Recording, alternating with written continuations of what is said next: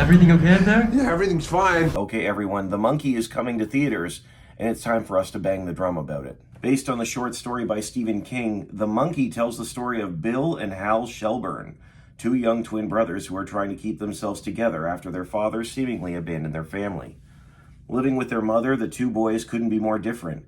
Hal is a genuine soul who cares about others, and Bill deals with his hurt by bullying his brother. However, when searching their family's belongings, they come across a box that's simply labeled, "Like Life."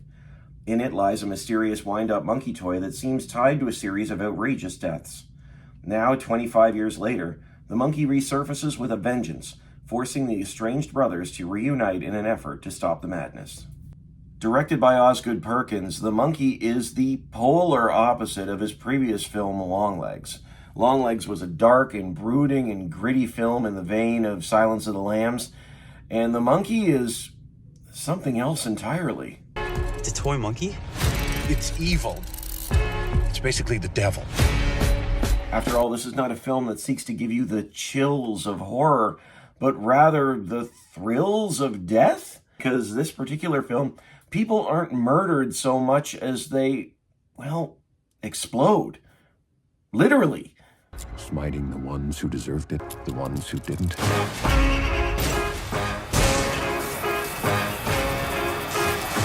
And everyone in between. Now, of course, this isn't a film for the squeamish. We are treated to entrails being ripped out of people's stomachs and human beings bursting open from any number of series of deaths. But it's interesting because this is a film that also plays it comedically. This is a very, very silly movie in a lot of ways. It's almost like watching an episode of Itchy and Scratchy from The Simpsons. No. Cameos from actors like Adam Scott and Tatiana Maslany and Sarah Levy are leaned into for their comedic value. And this is a film that wants to go off the wall as often as possible. Yet even so, there's something about The Monkey that I really enjoyed.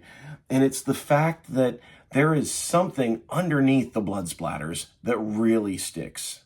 You see, this is a film that really wants to have an intelligent conversation about death.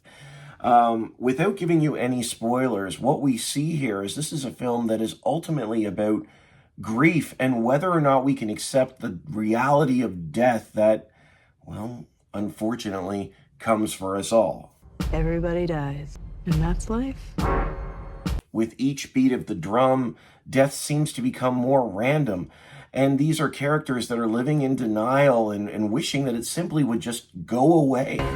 Whoever controls it controls life and death. In this way, Perkins really does sort of take a bleak attitude towards the way we view the world, but it's honestly not untrue. There is a genuine sense that death happens to all of us. And how do we deal with that realization? What does it mean to live our lives in a world knowing that it will eventually end for all of us?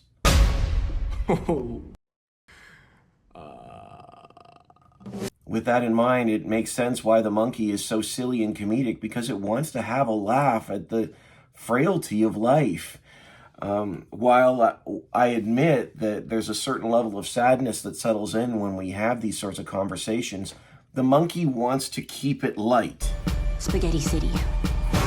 While it is bloody, brutal, and extremely violent, there's even a flaming baby carriage at one point, the film plays itself for laughs in such a way that Perkins is able to have these conversations while still getting us to enjoy the ride.